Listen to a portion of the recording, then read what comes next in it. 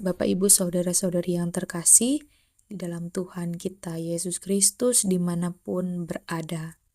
Mari memulai hari ini dengan merenungkan firman Tuhan sesuai dengan Almanak Nas GKI hari ini terdapat di dalam kitab Perjanjian Lama, Yunus pasal 3 ayat yang pertama sampai yang ke-10.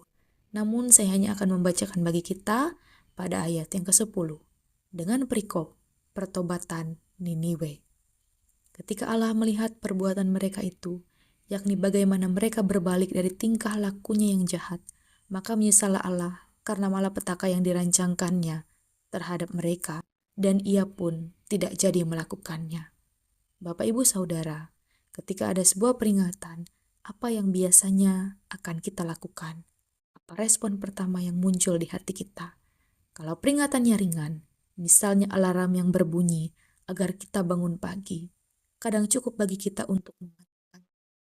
Banyak di antara kita yang memilih untuk melanjutkan tidur, meminta waktu 5 menit lagi. Kalau peringatannya serius, seperti pesan dari atasan atau hasil pemeriksaan dokter, biasanya kita langsung tegang, takut dan mulai berpikir bahwa saya harus segera bertindak. Apalagi kalau peringatan itu bukan sekedar sebuah nasihat, tetapi perintah yang punya konsekuensi. Kalau tidak ditaati, maka akan ada akibatnya. Di titik itulah, sebagian besar dari kita akan memilih taat bukan karena suka, tetapi karena takut akan akibatnya.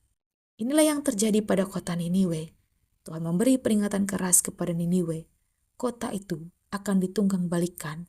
Hanya satu pesan, hukuman akan datang.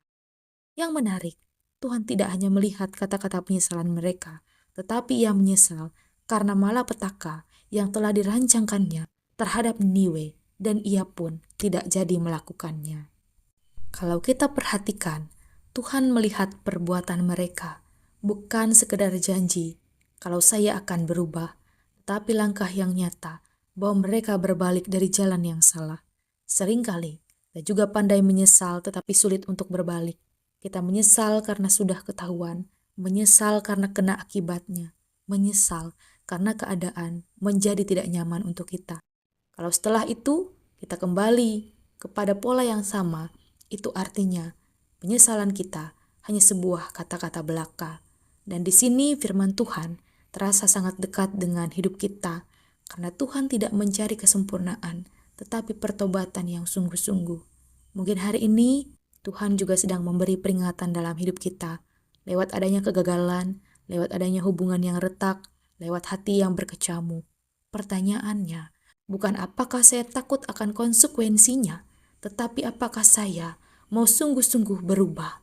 Karena ada perbedaan besar antara takut dihukum dan rindu hidup benar di hadapan Tuhan. Niniwe tidak berdebat dengan Tuhan. Mereka tidak mencari alasan. Mereka tidak menyalahkan keadaan. Mereka merendahkan diri dan berubah arah. Dan Tuhan melihat semuanya itu.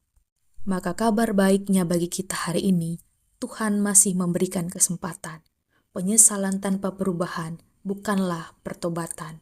Pertobatan bukan soal tidak pernah jatuh, tapi soal tidak tinggal di tempat yang sama.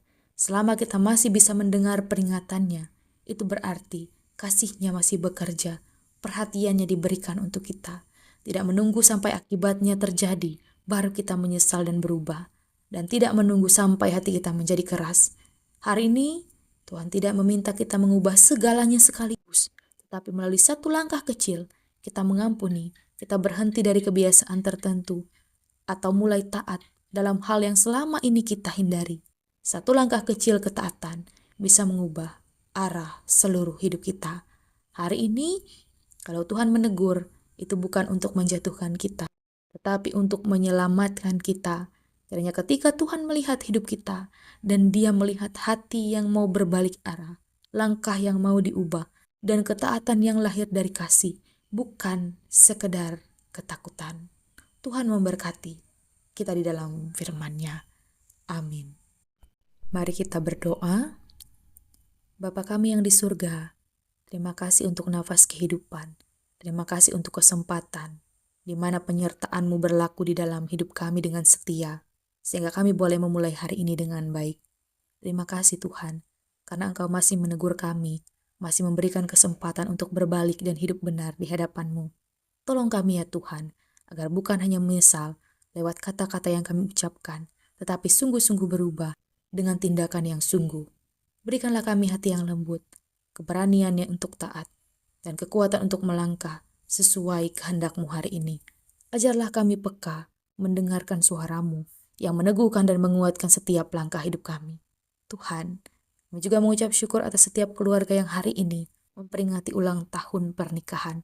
Terima kasih atas cinta kasih yang mereka jalani. Kau menyertai rumah tangga mereka hingga hari ini ya Tuhan.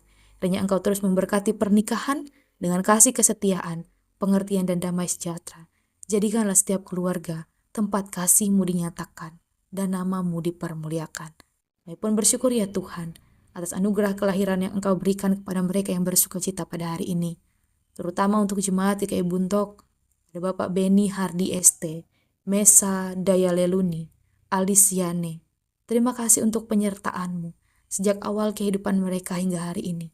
Kiranya setiap pertambahan usia menjadi pengingat akan kasih setia-Mu untuk kesempatan yang baru, semakin hidup dekat dengan Tuhan. Berikanlah kesehatan, kekuatan, hikmat, dan sukacita dalam setiap langkah hidup mereka.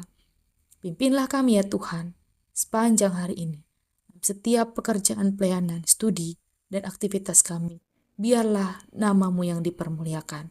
Dan ajarlah kami ya Tuhan, untuk hidup dalam kasih dan tetap berharap kepadamu apapun keadaan yang kami hadapi. Kami menyerahkan hari ini sepenuhnya ke dalam tangan-Mu. Jadilah pada kami menurut kehendak-Mu. Di dalam nama Tuhan Yesus Kristus Juru Selamat kami berdoa dan mengucap syukur. Amin.